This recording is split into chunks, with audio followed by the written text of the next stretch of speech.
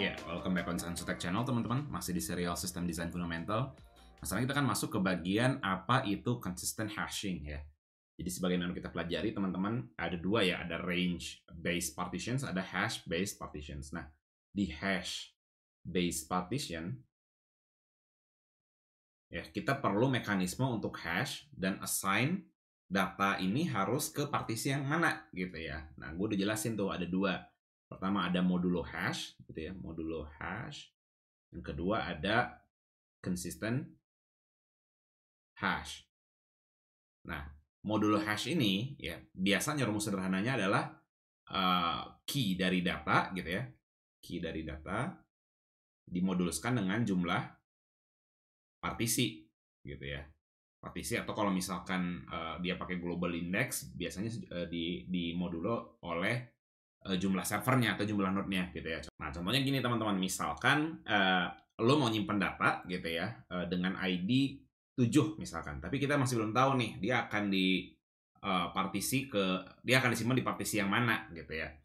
Nah, kalau misalkan kita set gitu ya, data itu akan dipartisi menjadi 3 bagian misalkan gitu, maka 7 modulus 3 berapa?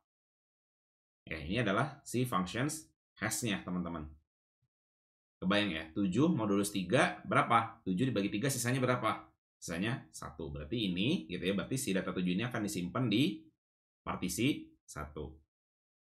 Paham ya maksudnya? Jadi kan kalau 3 partisi kan ini partisi A, partisi B, partisi C.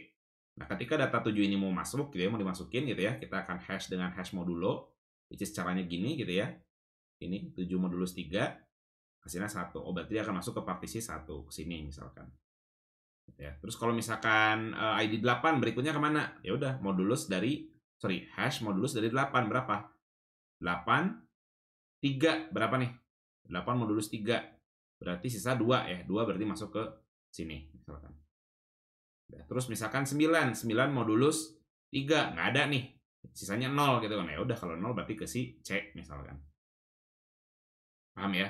Dan ini pasti akan ada di range jumlah dari node-nya, teman-teman.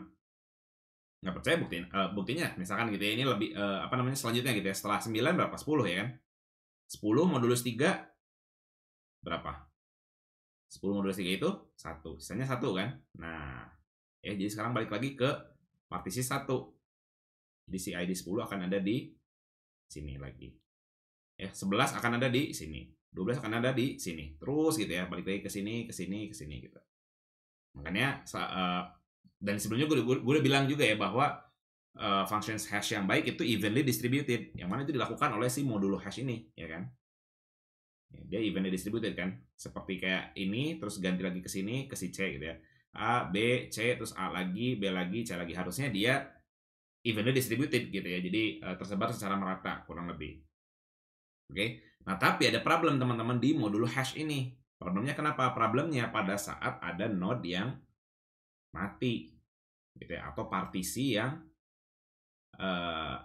unavailable. Contoh misalkan ya, kalau misalkan lo punya 3 partisi atau 3 node atau 3 server gitu ya, misalkan ini A, ini B, ini C. Oke, lo masukin data 7 nih ya, data 7 dengan modulo hash, berarti hash dari modulo 7 adalah 1 ya kan. Satu ini adalah si A misalkan nih. Ya, ini 1, B ini 2, C ini 0 misalkan ya. Oke, berarti si 7 ini akan disimpan di partisi A ya, partisi pertama. Oke, nggak masalah. Oke. Nah, setelah itu misalkan masukin 8 ada di 2 ya, berarti sini ya, karena 8 modulus 3 itu sisanya 2 ya. Sisanya 2 masuk ke sini. Oke. Nah, problemnya teman-teman, kalau ternyata ya partisi C jadi unavailable, ya jadi cuma ada 2 nih. Berarti kan kita tetap harus dan harus fault tolerant gitu. Jadi pada saat ini mati, kita pengen tetap bisa nge-serve penyimpanan datanya gitu ya. Nah, berarti ketika ada data ID yang masuk lagi, misalkan taruhlah 9 gitu ya, 9 modulus 3. Nah, ini bukan 3 lagi, teman-teman. Kenapa? Karena ini unavailable gitu. Paham ya? Jadi kalau ini tetap di kita modulo 3 gitu ya, yang hasilnya adalah 0, maka dia akan dimasukin ke sini dan error gitu ya. unavailable. Nah, jadinya nggak fault tolerant gitu. Jadi setiap ID yang ketemu modulus 3 itu sama dengan hasilnya adalah 0, dia nggak bisa disimpan. Nah, kita nggak mau kayak gitu. Kita pengen tetap jalan gitu ya. Kalaupun ada salah satu partisi yang mati. Karena ini kelemahan dari hash modulo, teman-teman. Kelemahannya adalah ini, pada saat kita merubah ini jadi 2, karena yang available cuma 2 gitu ya, 9 modulus 2, berapa? 1, betul. Loh Bang, ini kan bisa disimpan di 1. Apa salahnya gitu ya? Problemnya adalah, pada saat nanti penarikan data gitu ya, lo nyari data gitu ya. Case pertama adalah lo nyari 9 dengan modulus 3, misalkan ini hidup lagi nih. Gitu ya, ini hidup lagi, berarti kan kita pengen ngambil 9 ini ada di partisi yang mana sih? Ya udah tinggal 9 modulus 3 karena ini udah hidup lagi kan. Ini udah nyala lagi gitu ya. 9 modulus 3 0. Dia akan nyari di C yang mana nggak ada datanya gitu. Karena kan tadi pada saat penyimpanannya kan yang ini mati gitu kan. Terus kita modulus dengan jumlah nodnya pada saat itu 2. Yang mana 2 itu akan dimasukin ke sini. Ya. Paham ya? Makanya ketemu di sini nanti. Nah, itu case pertama. Case kedua adalah teman-teman pada terjadi inkonsistensi modulo hash ya daripada data yang udah disimpan teman-teman. Contoh misalkan lo narik lagi 8, ya lo narik lagi 8 dengan modulo berbasis 2 gitu yang mana ini ketika mati gitu ya, ketika si partisi kernelnya mati. 8 modulus 2 itu kan 0. Nah, padahal sebelum kejadian ini mati, si 8 ini kan ada di node 2, ada di partisi si B ini, partisi kedua. Paham ya? Jadi terjadi ketidakkonsistenan data yang udah disimpan juga, teman-teman. Nah, ini kekurangan dari modulo hashing. Atau orang-orang sering bilangnya adalah modulo hashing ini nggak support untuk dynamic partitions, teman-teman. Di mana terjadi perubahan jumlah partisinya gitu ya. Yang awalnya tadi, yang dalam kasus ini yang awalnya 3 partisi, ya 1 mati nih, jadi cuma ada 2 partisi. Nah, problem dari modulo hash itu adalah nggak bisa nge-handle dynamic partisi seperti ini. Ya, makanya muncul yang dinamakan sebagai consistent hash, atau cara kita melakukan partisi menggunakan hash gitu ya. Cara lainnya menggunakan consistent hashing. Cara kerja consistent hashing itu gimana? Nah, caranya gini teman-teman. Kita sekarang baru masuk nih ke consistent hashing. Ya, caranya adalah kalau teman-teman udah belajar tentang data struktur gitu ya, ada yang disebut sebagai circular array gitu ya, atau circular buffer. Implementasinya bisa menggunakan array atau bisa menggunakan linked list gitu ya. Intinya teman-teman, kita akan punya sejumlah blok gitu ya, disebut sebagai hash space, ada yang bilangnya gitu ya, ada yang bilang ranging, ada yang bilang space gitu.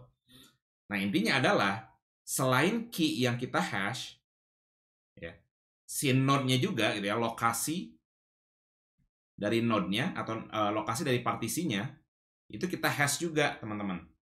Ya. Nah, bayangin ini si space ini lo tekuk gitu ya, bentuknya jadi lingkaran, jadi kayak gini, teman-teman.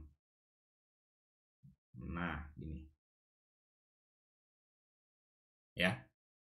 Paham ya? Jadi ini lokasinya gitu. Oke, nanti akan gue simplifikasi, bentuknya jadi kayak gini aja, lingkaran aja. Oke, konsepnya gimana? Konsepnya gini teman-teman. Jadi pada saat ada key masuk gitu ya, key masuk di hash, dia akan di-store ke dalam lingkaran ini gitu ya. Disimpan di mana nih? Oh, dia dapatnya di key sebelah sini ketika di hash gitu ya. Nah, selain key, ini juga akan nge-hash si servernya teman-teman, ID servernya misalkan, atau ID node-nya gitu ya. Server ID. Menggunakan function hash yang sama, nanti dia akan dapat lokasinya di sebelah mana. Gitu ya, misalkan lokasi node-nya di sebelah sini. Ini node 1 misalkan. Ini node 2, ini node 3. Node ini again ya, bisa partisi, bisa server kalau teman-teman nyimpan datanya di multiple server gitu ya. Nyimpan partisinya di multiple server gitu. Oke. Nah, cara penyimpanannya teman-teman, caranya adalah key masuk di hash, posisi key-nya di mana? Di sini misalkan. Nah, nanti di sini dia akan clockwise nyari node yang paling dekat. Dalam hal ini si node 1. Paham ya maksudnya? Maka si key-nya akan disimpan di node 1. Ya. Paham ya?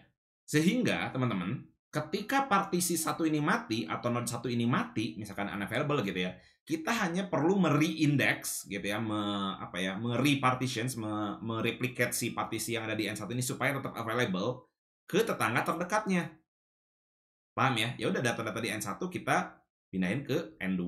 Key yang ada di N1 atau di partisi 1 kita pindahin ke N2. Nah, kalau tadi ya, kalau di apa namanya tuh, di modulo hashing gitu ya. Kalau kita merubah jumlah modulonya atau jumlah partisinya atau jumlah node-nya, maka semua data harus di reindex ulang, teman-teman. Harus di repopulate ulang, teman-teman. Kenapa? Karena jadi nggak validate gitu ya. Tadi kasusnya si 8 ini gitu ya. 8 ini ketika di modulo 3 karena partisinya masih jalan 3-3-nya gitu ya, ada di partisi B atau partisi 2. Ya, karena kan 8 modulus 3 2. Tapi pada saat ini mati gitu ya, pada saat ini mati, maka yang harusnya terjadi adalah kita reindex ulang, repopulate ulang. Saat ini si 8 ini 8 modulo 2 yang adalah 0. Nolnya yang mana nih? Nah, nol yang A atau yang B yang 0 tuh. Nah, kan ini pertanyaan lagi gitu ya. Makanya nggak dynamic gitu, teman-teman. Sedangkan di sini gitu ya, di consistent hashing, ya udah pokoknya kalau N1 mati, ya udah kita repopulate the data dari N1 ini, dari 01 ini atau partisi 1 ini ke tetangga paling dekatnya gitu. Paham ya? Bang, kalau gitu karena jaraknya nggak bisa kita set gitu, karena kan berbasis hash function gitu ya, bisa apa namanya, kemungkinan event distributed-nya kecil. Betul, karena bisa jadi ketika ringnya terjadi seperti ini, teman-teman. Ini N1, N2, ini N3. Nah, maka jarak dari sini ke sini kan gede banget nih. Ya, dari N1 ke N3 kan gede banget. Maka akan kebanyakan data akan disimpan di N3. Kenapa? Karena kemungkinan besar akan key ada di sini gitu ya, key ada di sepanjang jalan N1 ke N3, ya semakin besar gitu. Paham ya maksudnya ya? Jadi kemungkinan data ada di sini gitu ya, semakin besar. Ya, kenapa disimpan ke N3? Karena yang paling dekat dari jalan N1 ke N3, kalau kita clockwise gitu ya, ya apa namanya, ketika key ada di range ini, yang paling dekat adalah N3, maka dia akan disimpan ke N3. Ya, jadi bicara evenly distributed gitu ya, hash functionsnya yang lebih bagus sih modulo hash tadi gitu, cuman nggak dynamic, nggak bisa nerapin dynamic partitions. Tapi kalau bicara soal dynamic partitions gitu ya, dengan kemampuan evenly distributed yang lebih kecil daripada modulo gitu ya, ya kita bisa pakai consistent hashing.